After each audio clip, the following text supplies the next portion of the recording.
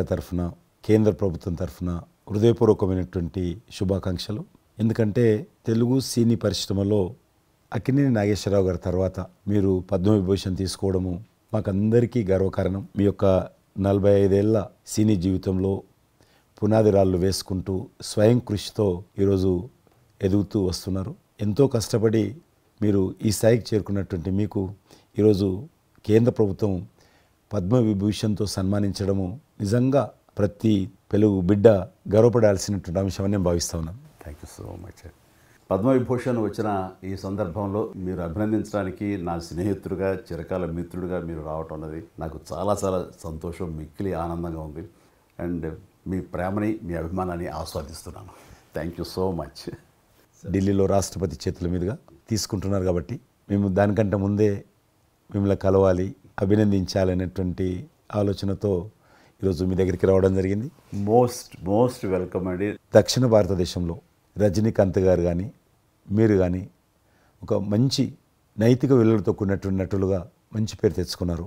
అంతేకాకుండా మన తెలుగు ఇండస్ట్రీస్కి వచ్చినప్పుడు తెలుగు ఇండస్ట్రీలో అప్పుడప్పుడు అనేక రకాల సమస్యలు వస్తుంటాయి, క్రైసిస్ వస్తూ ఉన్నప్పుడు ప్రభుత్వంతో కానీ మీ నటుల మధ్యలో కానీ సినిమా ఇండస్ట్రీ మధ్యలో కానీ వచ్చినప్పుడు సీనియర్ నటుడుగా మెగాస్టార్గా అందరినీ సమన్వయపరుస్తూ మరి ముందుకు తీసుకెళ్ళేటువంటి వారు.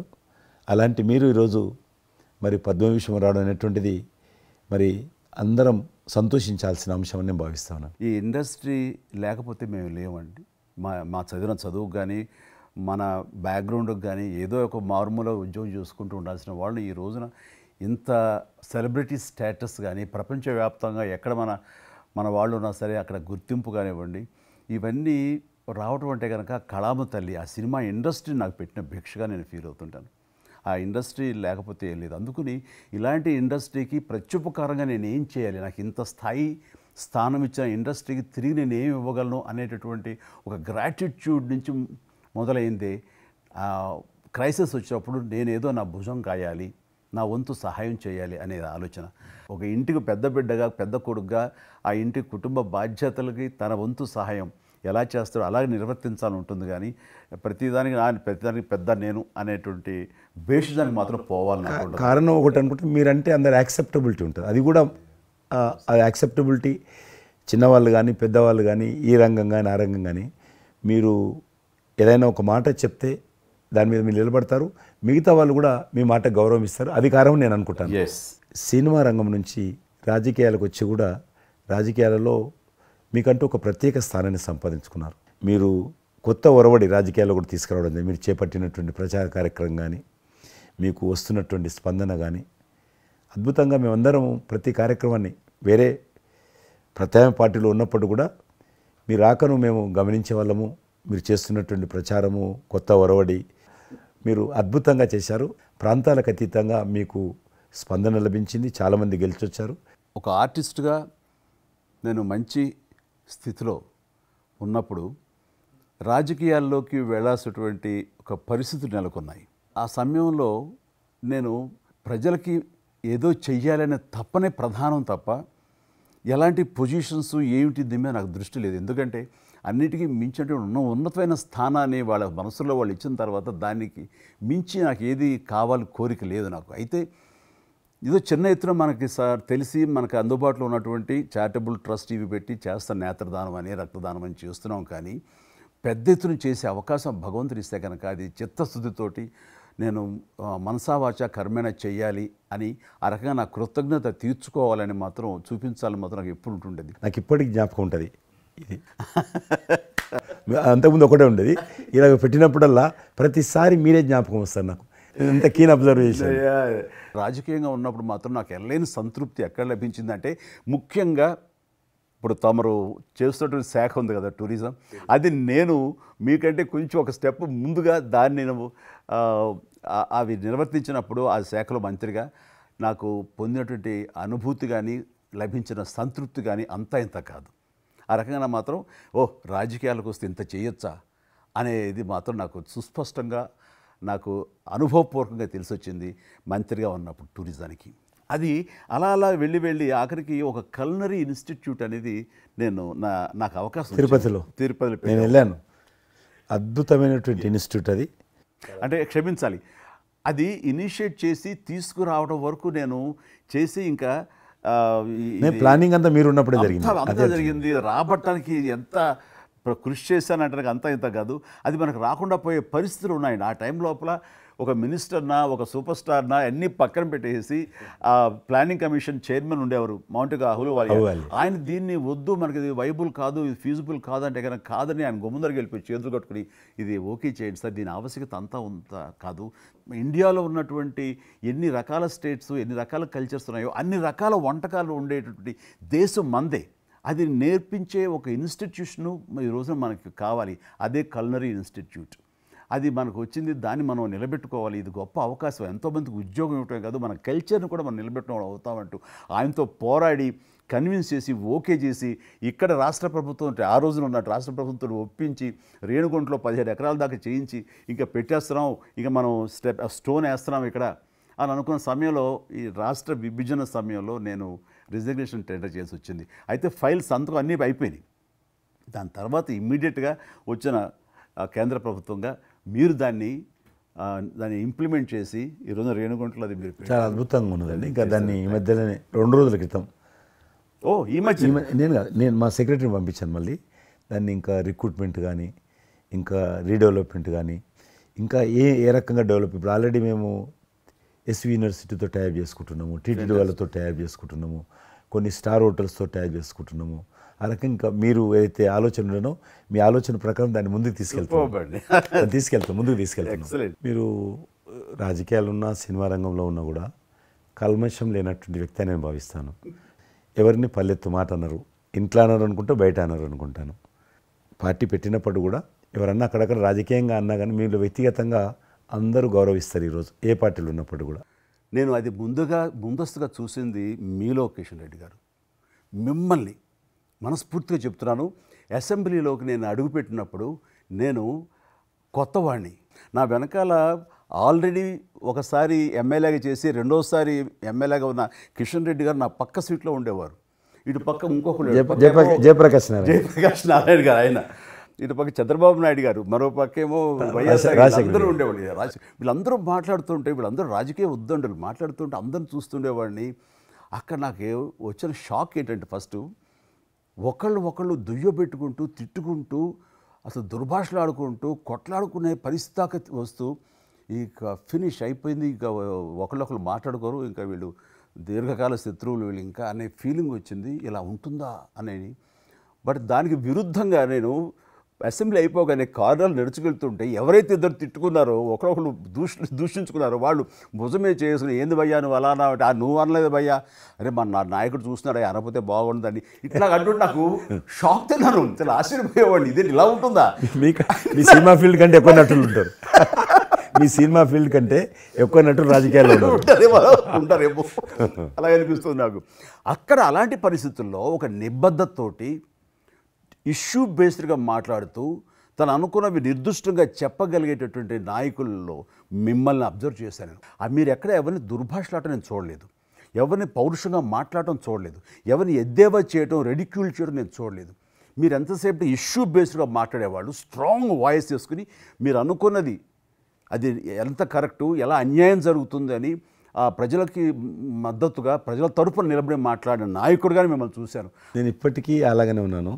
అవును, మా పార్టీలో ఉన్న కొంతమంది కానీ బయట ఉన్నటువంటి వాళ్ళు కానీ కొంత మీడియా విలేకరులు కానీ నువ్వు ఆ రకంగా మెత్తగుంటే లాభం లేదు, ఇప్పుడు రాజకీయాలలో నువ్వు కూడా పరుషంగా మాట్లాడాలి, వ్యక్తులను చాలా గట్టిగా మాట్లాడాలి అంటారు. కానీ నేను అదే అంటాను, నేను ఇప్పుడు మారలేను, నాకు అవసరం కూడా లేదు, నేను ఇలానే ఉంటాను. నేను గతంలో ఏ రకమైనటువంటి వాజ్పేయి గారు, లాల్ కృష్ణ అద్వానీ గారు, మా తెలంగాణలో మా వి రామారావు గారు, వెంకయ్యనాయుడు గారు, దత్తాత్రేయ, ఇదంతా నాకు నేర్పారు వాళ్ళు. నేను చిన్నగా ఉన్నప్పుడు నా చేయి పట్టుకొని నడిపారు వాళ్ళు. కాబట్టి నేను ఏ రోజు కూడా చిన్న పొరపాటు చేయకూడదు అనేటువంటి దాంట్లో ఉన్నాను. నేను ఎప్పుడన్నా రాస్తారోకో చేసేవాళ్ళం. రాస్తారోకే మాకు వి రామారావు గారని సిక్కిం గవర్నర్ ఉండే ఎమ్మెల్సీ, ఆయన వెంటనే ఫోన్ చేసేవాడు. నువ్వు ఎక్కడన్నా పోతున్నప్పుడు ఎవరైనా రాస్తారోకే చేస్తే ఒక 2-3 గంటలు ట్రాఫిక్ జామ్ అయితే నీకు ఎంత బాధ అవుతుంది? కాబట్టి నువ్వు రాజకీయ నాయకుడు అయినంత మాత్రాన రోడ్డు ఆపేసి ప్రజలను ఇబ్బంది పెడితే ప్రజలకు మేలు చేయాలనుకుంటున్నావా, ప్రజలు ఇబ్బంది పెట్టాలనుకుంటున్నావా? ఈ రకంగా ప్రశ్నించేవాడు. నేను ఎవరైనా ముఖ్యమంత్రులది దిష్టిబొమ్మ తగలబెడితే ముఖ్యమంత్రి తగలబెట్టొద్దు, కావాలంటే గవర్నమెంట్ తగలబెట్టు, వ్యక్తి ఆ రకం చిన్న చిన్న విషయాలు నాకు ఫ్యాంటాస్టిక్ సార్. ఈ రోజుల్లో ఎంతమంది ఇలా ఆలోచించే నాయకులు ఉన్నారు, ఎంతమంది స్టేట్స్మెన్లు ఈ రకమైన సలహా ఆ తర్వాత వచ్చే యంగ్ నాయకులకి సలహా ఇచ్చేవాళ్ళు ఉన్నారు. అవన్నీ కరువడిపోతున్నాయి. ఇవన్నీ కూడా చరిత్రలో జరిగేవంట అనే స్థితిలాగా ఉంది మీలాంటి వాళ్ళు లేకపోతే కనుక. ఈరోజు మనము స్వాతంత్రం వచ్చి 75 సంవత్సరాలైంది. ఈ 75 సంవత్సరాల్లో మనం అనేక రకాలుగా అభివృద్ధి చేసుకున్నాము, ప్రాజెక్టులు కట్టుకున్నాము, ముందుకెళ్ళాము, కొంత మెరుగైనటువంటి పరిస్థితి వచ్చింది. కానీ మన తర్వాత వచ్చినటువంటి స్వాతంత్రం వచ్చినటువంటి దేశాలు కూడా డెవలప్డ్ కంట్రీగా ఎమర్జ్ అయినాయి. మనం ఇంకా డెవలపింగ్ కంట్రీ, అభివృద్ధి చెందిన దేశంగా ఎదగలేదు. కానీ దురదృష్టం ఏంటంటే మనకు టార్గెట్ పెట్టుకోలే, ఎప్పటి లోపల మనం లక్ష్యం చేరుకుందాం అనేది ఎక్కడ కూడా పెట్టుకోలేదు. ఇంకో 75 సంవత్సరాల తర్వాత ఇట్లనే ఉన్నాం అనుకో, ఇంకో 75 సంవత్సరాల తర్వాత కూడా వెనక తిరిగి చూస్తే మనం డెవలపింగ్ కంట్రీగా ఎమర్జ్ కాము. అందుకే ఈ మధ్యలో మన కేంద్ర ప్రభుత్వము ఒక టార్గెట్ పెట్టుకుంది. ఇప్పుడు కమింగ్ 25 ఇయర్స్ ప్రపంచంలో అత్యధికమైనటువంటి యూత్ పాపులేషన్ ఇండియాలో ఉంటుంది. ఎగ్జాక్ట్లీ. కాబట్టి ఈ 25 ఇయర్స్ అమృతకాలం అంటారు దీన్ని. ఎగ్జాక్ట్లీ. ప్రధానమంత్రి కూడా అప్పుడప్పుడు అంటుంటారు ఇది అమృత కాలము. కాబట్టి ఈ 25 ఇయర్స్ మన యూత్ కానీ ప్రతి ఒక్క ఫీల్డ్ కానీ మనము ఇప్పుడు సినిమా ఫీల్డ్ అందుకు సినిమా ఫీల్డ్ 2047లో ఏ రకంగా ఉండాలి, ప్రపంచాన్ని ఏ రకంగా డామినేట్ చేయాలి, అగ్రికల్చర్ ఏ రకంగా డామినేట్ చేయాలి, ఇండస్ట్రీ ఏ రకంగా డామినేట్ చేయాలి, ఎన్జిఓస్ ఏ రకంగా పనిచేయాలి, ఆర్థిక వ్యవస్థ ఏ రకంగా ఉండాలి, ఆ రకంగా ఎవరికి వారు 140 కోట్ల మంది మనం అనుకొని 2047 లోపల 100 సంవత్సరాల స్వాతంత్ర పండుగ జరుపుకుంటాము. ఆ రోజుకు మనం అభివృద్ధి చెందిన దేశంగా ఎదగాలి. ఇంకొక మాట అంటారు ప్రధానమంత్రి గారు, అప్పుడు ఏ పార్టీ ఉంటుందో అధికారం మనకు అనవసరం. అప్పుడు ఎర్రకోట నుంచి ఏ ప్రధానమంత్రి ఏ వ్యక్తి జాతీయ పతాకం ఆవిష్కరిస్తారో మనకు సంబంధం లేదు, ఎవరైనా ప్రజలు అనుకుంటారు. కానీ ఆ రోజుకు మన దేశం ప్రపంచంలో డెవలప్డ్ కంట్రీ స్థాయికి ఎదిగి 3, 4, 5 ఉంటే అట్లో మన దేశం ఉండాలి అనేది అని ఈరోజు మనం అందరం ఒక లక్ష్యంగా పెట్టుకొని ముందుకెళ్తే యూత్ ఏదైతే అంటున్నారో మీరు, ఆ యూత్ కూడా మరి వాళ్ళ జీవితం సాఫల్యం చెందినట్టు అవుతుంది. ఇప్పుడు డెవలప్డ్ కంట్రీస్లో మనది ఆర్థికంగా చూసుకుంటే కనుక ఆర్థిక వ్యవస్థగా మనది 5వ కంట్రీగా డెవలప్ అయింది. లార్జెస్ట్ ఎకానమీ ఈ మధ్య కాలంలో, ఈ మధ్య సంవత్సరాల్లో, ఒక దశాబ్ద కాలం లోపల. ఇప్పుడు వచ్చే 5 సంవత్సరాల్లో మనం థర్డ్ ప్లేస్ చేరుతాం. ఇప్పుడు యూకే లాంటి మనల్ని పరిపాలించి మన ఆక్రమించుకొని పరిపాలించినటువంటి బ్రిటన్ కూడా వెనకకి నెట్టేసి 5వ స్థానానికి వచ్చేసాం. వచ్చేటువంటి 5 సంవత్సరాల్లో ఖచ్చితంగా మనం 3వ స్థానంలోకి లార్జెస్ట్ ఎకానమీ కంట్రీగా మనం ఎమర్జ్ అవుతాం. 100%. అవన్నీ ఇప్పుడు జరుగుతున్నటువంటి ఈ యొక్క డెవలప్మెంట్స్, ఈ ఆర్థిక సంస్కరణలు ఇవన్నీ చూస్తుంటే ఖచ్చితంగా ఆ రోజు ఎంతో దూరం లేదు మీరు చెప్పినట్లుగా. మీ తెలిసి మధ్యలో G20 సమావేశాలు నిర్వహించినప్పుడు నేను మీతోటే మాట్లాడాను. శ్రీనగర్ అంటే ఎట్లా ఉండని పరిస్థితి తెలుసు. ఈ టూరిజం మినిస్ట్రీకి 4 మీటింగ్లు అవుతాయి. ఒక మీటింగ్ అక్కడ పెట్టాలని నిర్ణయించుకున్నప్పుడు ప్రధానమంత్రి అన్నారు, సినిమా ఫీల్డ్ మీద చర్చించండి, ఎందుకంటే సినిమా ఫీల్డ్ ఎక్కువగా షూటింగ్లు చేసేవాళ్ళు.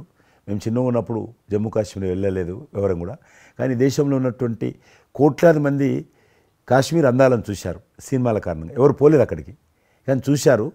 కాబట్టి ఆ సినిమా ఫీల్డ్కి సంబంధించినటువంటి సెషన్ పెట్టాలి మీరని చెప్పి ప్రధానమంత్రి గారు చెప్పి ఆయన ఆదేశించిన తర్వాత ఈ సినిమా ఫీల్డ్కి సంబంధించి అన్ని దేశాలకు సంబంధించినటువంటి ప్రముఖులందరినీ కూడా ఆహ్వానించాం.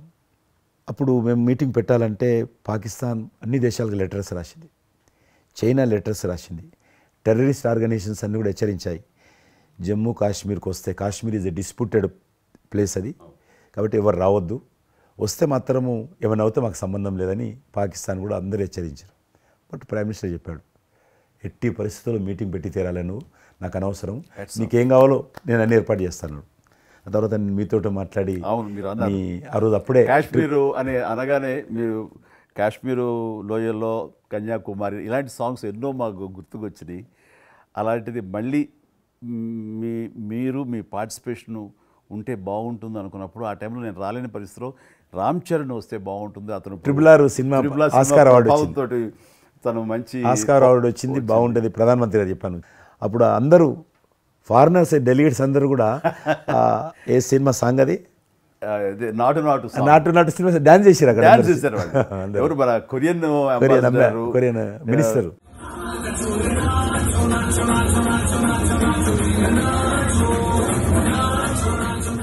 అలాగే ఇంకొక జర్మన్ అంబాసిడర్స్ చాలా మంది కింద మీరు చూసింది కొద్ది మందిని, కింద చాలా మంది చేశారు పాట పెట్టి చేసినప్పుడు. సో ఇప్పుడు మీకు మనవి చేస్తున్నాను, లాస్ట్ 2023లో ఇప్పుడు ఆ ఆర్టికల్ 370 తెలియించిన తర్వాత 23 కానీ 22 కానీ ఆల్మోస్ట్ మోర్ దెన్ 300 పిక్చర్స్ అవి మరి ఓటీటీ సినిమాలు కావచ్చు, టీవీ సీరియల్స్ కావచ్చు, మన సినిమాలు కావచ్చు, కొన్ని బయట దేశాలకు సంబంధించినటువంటి సినిమాలు కూడా ఆల్మోస్ట్ 300 పిక్చర్స్ షూటింగ్ జరిగాయి అక్కడ లాస్ట్ 2 ఇయర్స్లో.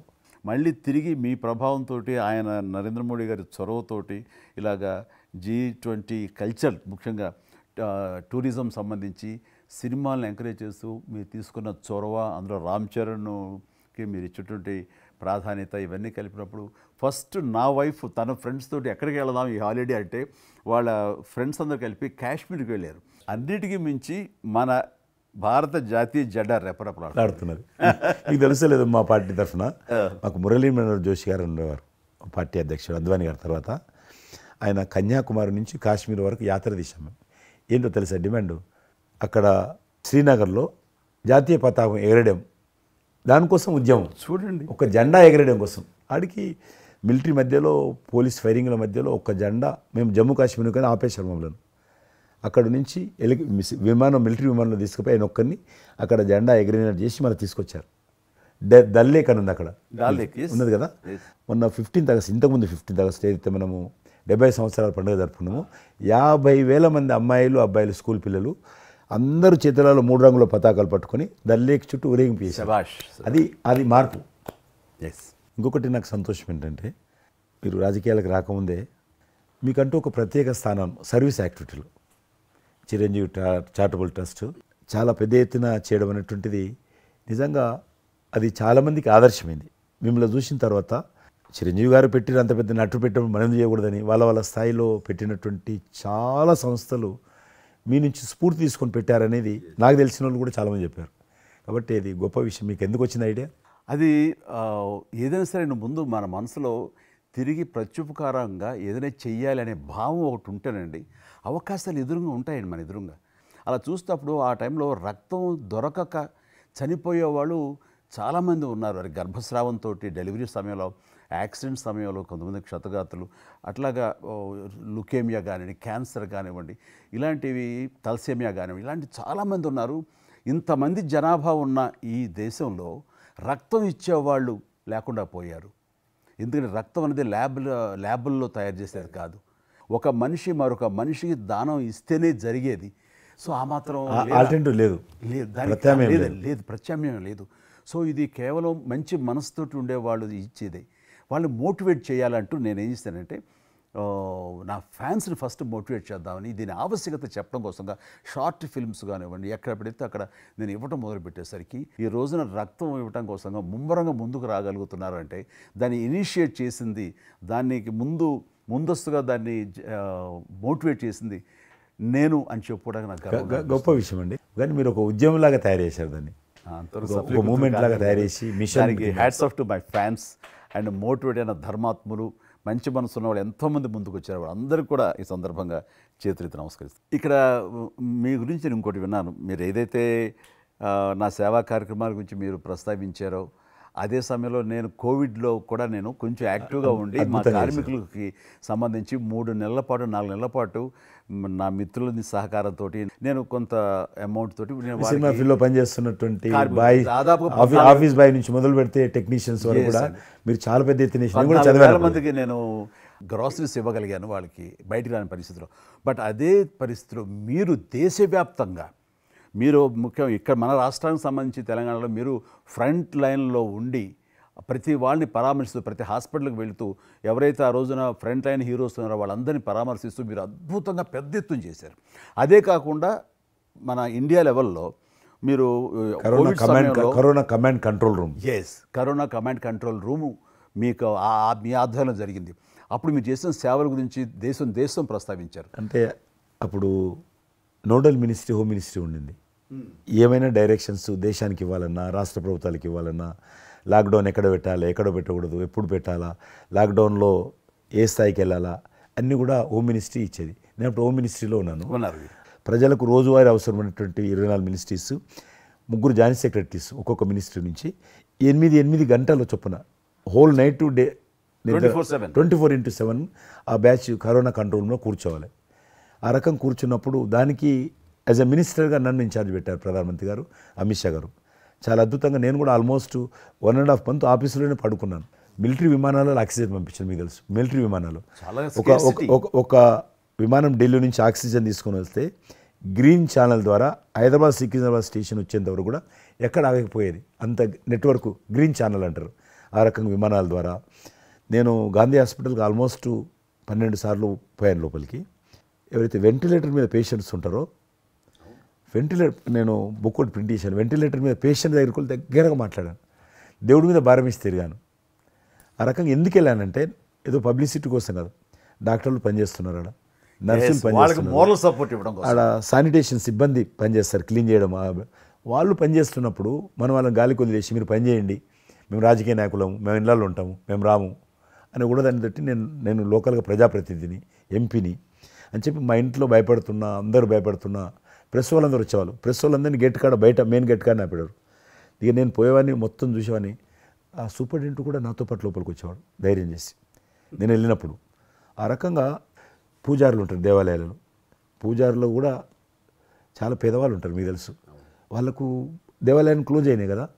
ఆ టైంలో పూజారులు అందరికీ గ్రాసరీస్ పంపించడము, మీలాంటి వాళ్ళ దగ్గర, పెద్దవాళ్ళ దగ్గర సాయం తీసుకొని మా కార్యకర్తలకు పంపించడము, పోలీస్ స్టేషన్లో పోలీసుకు పంపించడము, హోంగార్డ్స్ పంపించడము. ఈ రకంగా నేను కూడా కొద్దిగా గొప్ప చేశాను.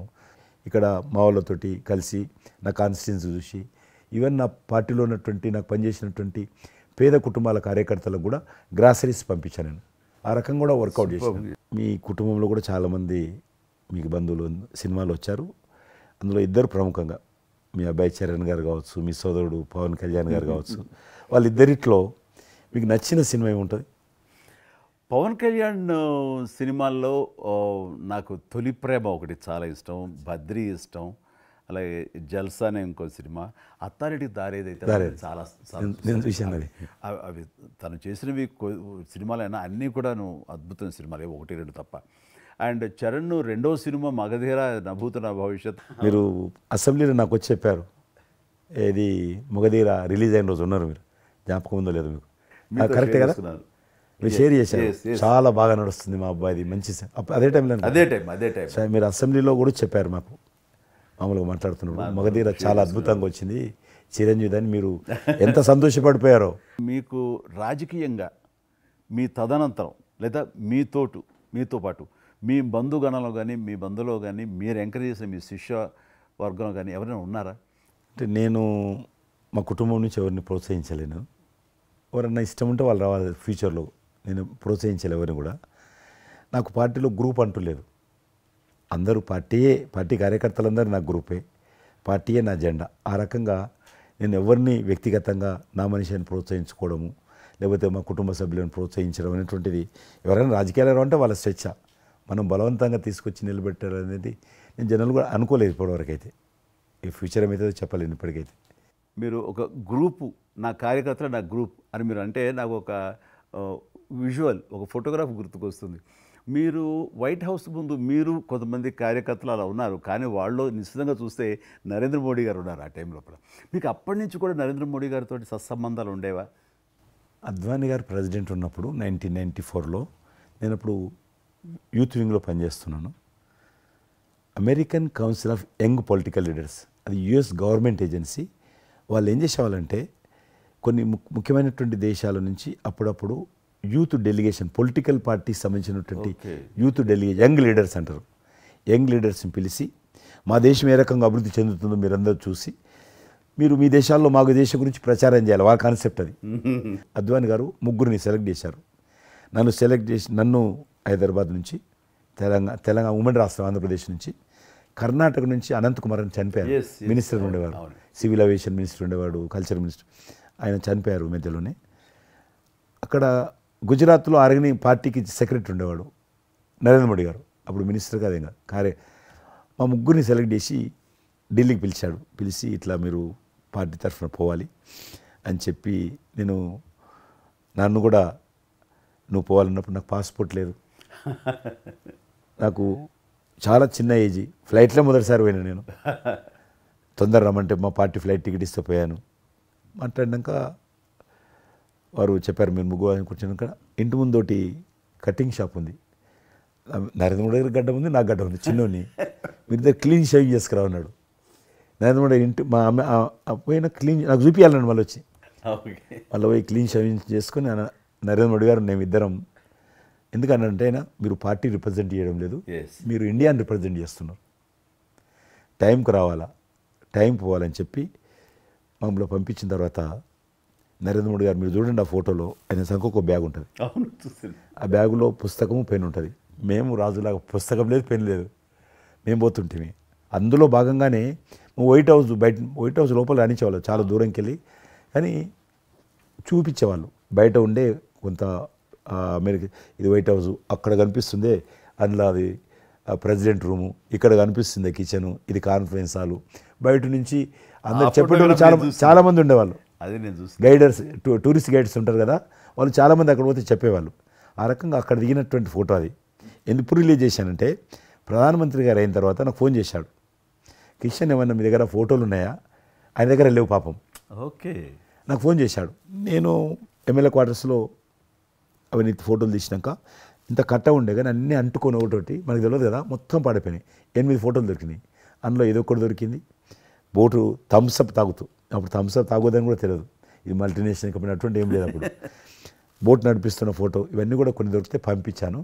ఆయన ఏ వైట్ హౌస్ ముందు అయితే నేను ఫోటో దిగాను గేట్ కాడ, ఈరోజు అదే వైట్ హౌస్ ఆహ్వానం మేరకు వైట్ హౌస్ లోపలికి వెళ్తున్నానని ఆ ఫోటో రిలీజ్ చేశాడు. ఎక్సలెంట్ ఎక్స్పీరియన్స్ ప్రైమ్ మినిస్టర్ ఆ ఫోటో అప్పుడు బయటకు ఆ ఫోటో బయటకు వచ్చింది. ఆ రోజు ప్రైమ్ మినిస్టర్ గారు అయిన తర్వాత అమెరికాకి వెళ్తున్న రోజు రిలీజ్ చేసిన ఫోటో అది.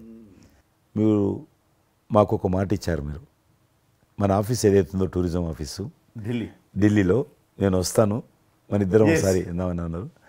కానీ మీ ఒత్తిడి కారణంగా మన ఒత్తిడి కారణంగా జరగలేదు. ఇంకా అది రేపు ఎలక్షన్స్ తర్వాత మళ్ళీ అది చెప్పలేము కాబట్టి అది వస్తాను.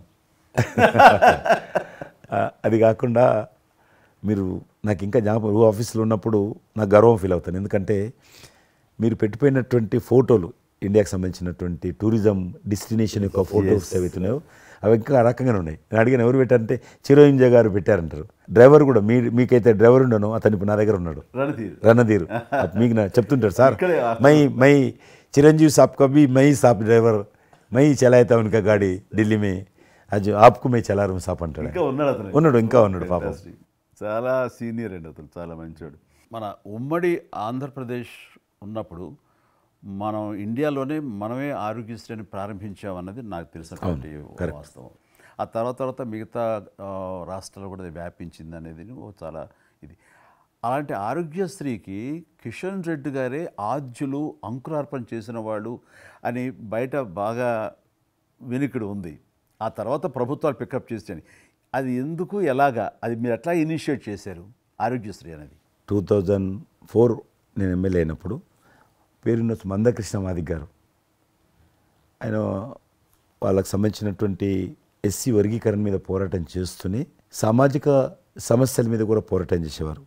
దివ్యాంగులకు పెన్షన్ పెంచాలని ఆయన తిరుగుతున్నప్పుడు ఈ అనేక జిల్లాలలో గుండె జబ్బులు ఉన్నటువంటి పిల్లలు జన్మించేవాళ్ళు. వాళ్ళకు ఆ రోజు ఒక ఆపరేషన్ చేయాలంటే 10 లక్షలు, 12 లక్షలు, 13 లక్షలు అయ్యేది. పేదవాళ్ళకి అది అవకాశం ఉండేది కాదు. చాలామంది చనిపోయేవాళ్ళు కూడా. అప్పుడు రాజశేఖర్ రెడ్డి గారు ముఖ్యమంత్రిగా ఉన్నారు. మేము ట్యాంక్ బండ్ కింద అంబేద్కర్ భవన్ ఉంది, అక్కడ మీటింగ్ పెట్టుకున్నాము. ఒక 3000 మంది పసిపిల్లలు వాళ్ళ తల్లిదండ్రులు వచ్చారు. మీటింగ్ అయినాక ఆ మీటింగ్లోనే ఒక అబ్బాయి చనిపోయాడు. ఇప్పుడు ఏం చేయాలి సేమ్ అబ్బాయి అంతే వచ్చాడు, చిన్న పసిబాబు అందే వచ్చాడు, అబ్బాయి చనిపోయాడు. మేము ఏం చేసినాం, నేను మందకృష్ణ గారు కలిసి నేను కూడా ఉద్యమానికి వెళ్ళాను. ఆ అబ్బాయి డెడ్ బాడీ పట్టుకొని అంబేద్కర్ ట్యాంక్ బండ్ నుంచి అంబేద్కర్ విగ్రహం దగ్గరకు వచ్చాం. మాతో పాటు ఆ పసిపిల్లలందరినీ తీసుకొచ్చాం. 3000 మంది పసిపిల్లలు అంబేద్కర్ ట్యాంక్ బండ్ దగ్గర అంబేద్కర్ విగ్రహం మొత్తం ఆ పిల్లలు వాళ్ళ తల్లిదండ్రులు కూర్చున్నాం, డెడ్ బాడీ పెట్టుకొని కూర్చున్నాం. ఎట్టి పరిస్థితుల్లో రాష్ట్ర ప్రభుత్వము వీళ్ళందరూ కూడా ఉచితంగా చిన్నపిల్లలందరూ కూడా ఆపరేషన్ చేయించాలి, ప్రైవేట్ హాస్పిటల్లో కానీ ఎక్కడైనా వాళ్ళ ఇష్టం చేయించాలి, వీళ్ళ ప్రాణాలు కాపాడాలని డిమాండ్ తోటి కూర్చున్నాం. 11 గంటలకు కూర్చున్న తర్వాత రాజశేఖర రెడ్డి గారు దురదృష్టం ఆ రోజు ఢిల్లీకి వెళ్ళిపోయాడు. ఢిల్లీలో ఉన్నాడు. బట్ ఢిల్లీ నుంచే ఫోన్లో మాట్లాడాడు ఆయన. మాట్లాడి నేను తర్వాత ఆలోచిస్తాం, మీరు అట్లా చేయొద్దు, ఎందుకంటే మమ్మల్ని లాఠీ చేయడానికి వీలేదు, పసిపిల్లలు, గుండె జబ్బులు ఉన్న పిల్లలు, మమ్మల్ని నెట్టేయడానికి వీలేదు పోలీసులు కూడా విచిత్రమైన పరిస్థితి, ఆందోళన, ఉద్యమం చేస్తున్నాం మేము, చాలా డెడ్ బాడీ పెట్టుకొని ఉన్నాం, ఏం చేయాలో పోలీసులకు తోచది. ముఖ్యమంత్రి గారు అన్నప్పుడు రాజశేఖర్ గారు మా మెడ మీద కత్తి పెట్టి మీరు ఈ రకంగా దబాయిస్తున్నారు, ఏమని అనుకోండి సార్, మీరు కృష్ణ గారు చాలా గట్టిగా ఉన్నారు, ఏమని అనుకోండి, మీరు ఎట్టి పరిస్థితుల్లో ఇది చేయాలని చెప్పి మేమిద్దరం కదలాలి. రాత్రి ఆల్మోస్ట్ 10 o'clock మళ్ళీ ముఖ్యమంత్రి గారు ఫోన్ చేసి మీరు మాట చెప్పడం కాదు ఆర్డర్ రావాలను, వీళ్ళందరికీ ఫస్ట్ మేము రాష్ట్ర ప్రభుత్వం తరఫున గుండె జబ్బులు ఉన్నటువంటి పిల్లలందరికీ ఎంత డబ్బైనా ఖర్చు అయినా సరే మేము ఆపరేషన్ చేయిస్తానని చెప్పి ఢిల్లీ నుంచి మాట ఇచ్చి ఆర్డర్ తీసి మా చేతులు పెట్టినాక మేము పిల్లలందరినీ తీసుకొని వెళ్ళిపోయినాం, ఫస్ట్ పిల్లలు వాళ్ళ తల్లిదండ్రులు.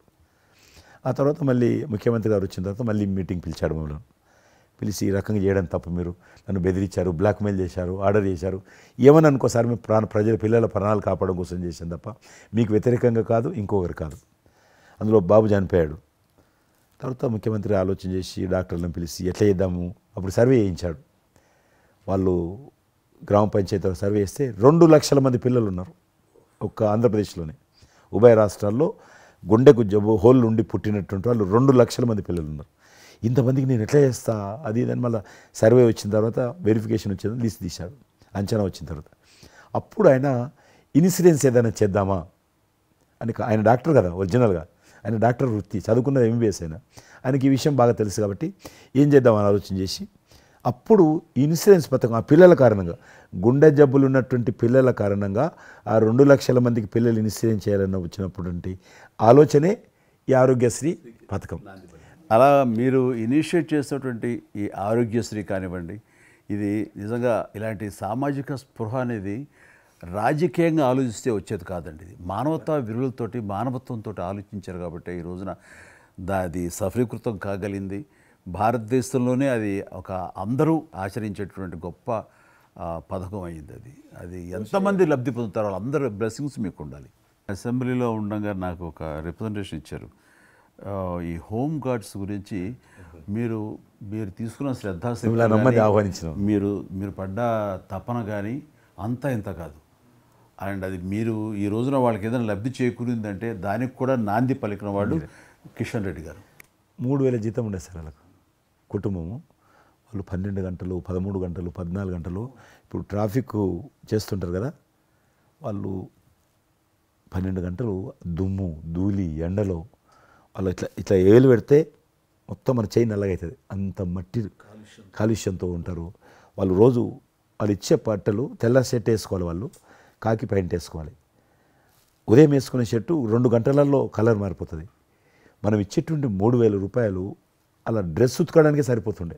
అందుకే కిషన్ రెడ్డి గారు మీరంటే ఎందుకు గౌరవం అంటే, మీరు రాజకీయ లబ్ధి గురించి ఎప్పుడు చూసేవాళ్ళు కాదు, మీ కాన్స్టిట్యున్సీకే పరిమితమైన మీరు ఎప్పుడు కాదు, విస్తృతంగా అందరికీ లబ్ధి చేకూరే విధంగా తీసుకున్నారు. కాబట్టి అలాంటి మీకు ఆ బలం, మీ వాయిస్కి ఆ స్ట్రెంగ్త్ అలాగా, ఎందుకంటే మీ ఆశయంలో ప్యూరిటీ ఉంది, మీ ఆశయంలో చిత్తశుద్ధి ఉంది మీ ఆచరణలో.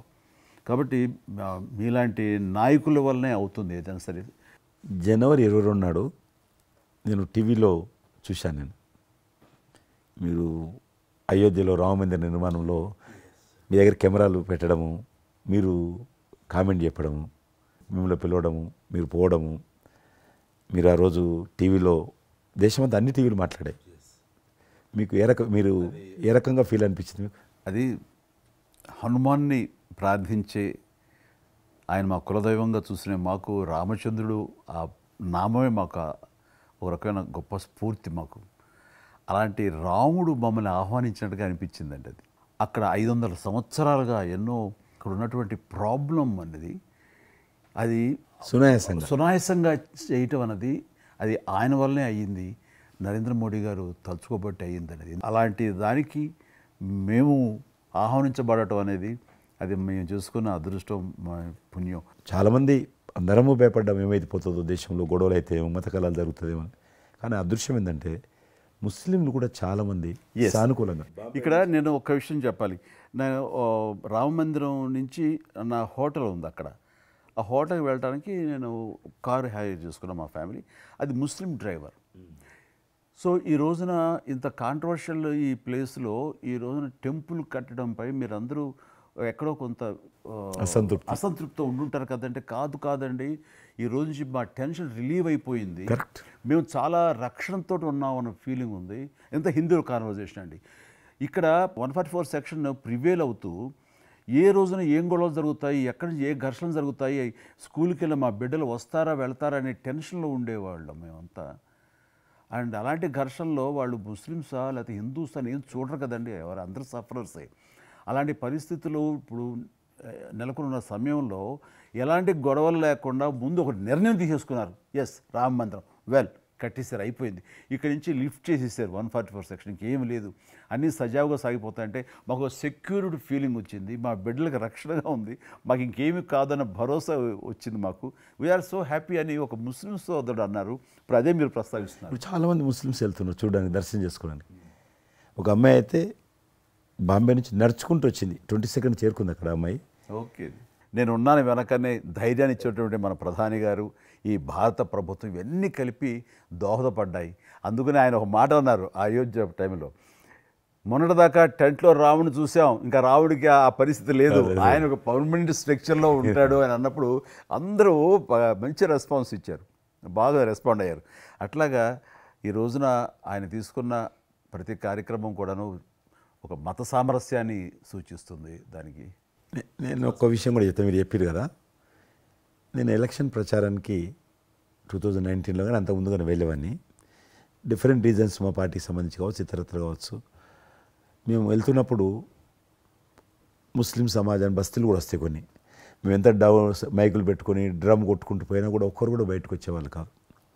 ఇప్పుడు పరిస్థితి త్రిపుల్ తలాక్ అని ఒకటి ఉండేది, అది ముస్లింలో ఒక సాంప్రదాయం. అది ఏదైనా భర్త కోపం వచ్చినా 3 సార్లు తలాక్ అంటే ఆడబిడ్డ ఇంటి నుంచి వెళ్ళిపోవాలి.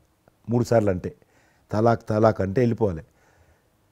అయితే దాన్ని మోడీ గారు త్రిపుల్ తలాక్ సిస్టాన్ని చట్టం చేసి ఇది చేయడానికి వీల్లేదు, ముస్లిం మహిళలకు కూడా హక్కులు ఉంటాయి అని చెప్పి ఆయన చేశాడు. అప్పుడు కూడా చాలామంది భయపెట్టించారు, మత కళాలు జరుగుతాయి, అట్లా వేయొద్దు, నువ్వు ముస్లిం పర్సనల్ విషయాల్లో మీరు జోక్యం చేసుకుంటున్నారంటే ఆయన చాలా వివరంగా చెప్పాడు.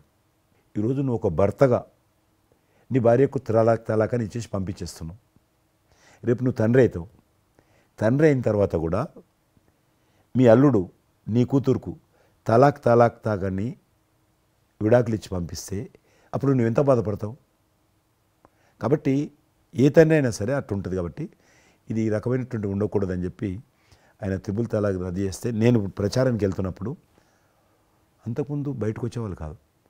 ఉదాహరణకు నేను ఇట్లా పోతున్నాను అనుకోని, రోడ్డు రథం మీద నేను పోతుంటే ఇటు సైడ్ నుంచి ఒక ముస్లిం అన్న భార్యను కూర్చుని పెట్టుకొని మోటార్ సైకిల్ మీద నడుపుకుంటూ వచ్చేవాడు. ఇప్పుడు ఏం చేస్తున్నంటే భర్తకు చూడకుండా ఎన్నుకున్నటువంటి భార్య పరద లేపి ఇట్లా నాకు ఊపుతున్నచ్చి, ఇది నేనే సాక్ష్యం, అంత మార్పు వచ్చింది. కట్టన్స్ ఓపెన్ చేసి బస్తీలలో ఇండ్ల ముందుకు వెళ్తుంటే ముస్లిం ఆడబిడ్డలు వచ్చి, మాతృమూర్తులు వచ్చి, తల్లులు వచ్చి చేతులు ఊపుతున్నారంటే నిజంగా సంతోషం. అంటే ఆడబిడ్డలో 10 కోట్ల మంది ముస్లిం ఆడబిడ్డలు ఉంటారు ఈ దేశంలో, కానీ అది రావడంతో వాళ్ళకు ఒక ధైర్యం వచ్చింది, వ్యతిరేకత లేకుండా ఏ ప్రొటెస్ట్ లేదు. అదే ఫస్ట్ ఆఫ్ ఆల్ విజయం. కాబట్టి ఈరోజు ఆ రకంగా మీరు చెప్పిన దాన్ని బట్టి వాతావరణం మార్పు వచ్చింది. ఈరోజు మత కళాలు లేవు, కర్ఫ్యూలు లేవు. హైదరాబాద్లో ఎన్ని గొడవలు జరుగుతుండే, ఒక్క గొడవ లేదు ఎక్కడ. బాంబేలో, యూపీలో ఎక్కడ చూసినా మత కళాలు ఉండేది. ఈరోజు ఆల్మోస్ట్ 98% కమ్యూనల్ క్లాసెస్ అయిపోయినాయి. ఎక్కడ కూడా కర్ఫ్యూ అనో లేదు.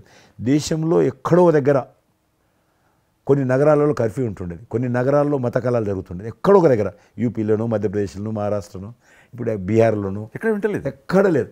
ఈవెన్ జమ్మూ కాశ్మీర్ లాంటి రాష్ట్రంలో కూడా 144 సెక్షన్ లేనటువంటి పరిస్థితి ఉన్నది. మీరు వేయించాలంటే అద్భుతంగా ఉంది మాట. అది నరేంద్ర మోడీ గారు చాలా విజనరీగా ఆ రకంగా చేశారు. చాలా సంతోషం కృష్ణరెడ్డి గారు. మీరు నన్ను అభినందించడానికి అవార్డు తీసుకుంటున్న సమయంలో పురస్కరించుకుని మీరు వచ్చినందుకు, నన్ను అభినందించినందుకు ధన్యవాదాలు తెలియజేస్తూ, మీతో ఇంతసేపు సంభాషించడంలో ఎన్నెన్నో విషయాలు తెలుసుకున్నాను, నాకు అనుభవపూర్వకంగా తెలిసినవి మీతో పంచుకున్నాను. అండ్ మీలాంటి నాయకులు రావాలి, ఉండాలి, మరి ఎంతోమందికి ఇన్స్పిరేషన్గా ఉండాలి.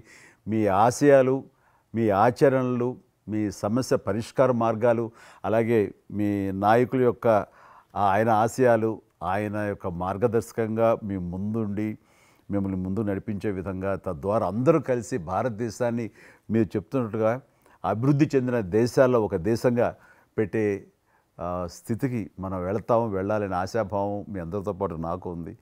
అండ్ మరొకసారి మీకు ధన్యవాదాలు. తప్పకుండా మీరు జీవితంలో ఇంకా మరెన్నో మెట్లెక్కాలి, ఇంకా మీకు మంచి భవిష్యత్తు ఉంది. ఇటు సినిమా రంగానికి సేవ చేయాలి, అటు సమాజంలో కూడా సేవ చేసేటువంటి అనేక రకాల, సమాజం అంటే ఒక రాజకీయాలే కాదు, అనేక రకాలుగా మీరు చేస్తూ ఉన్నారు ఇప్పటికీ. కాబట్టి రేపు భగవంతుడు ఏం చేస్తారు ఎవరి చేతిలో లేదు.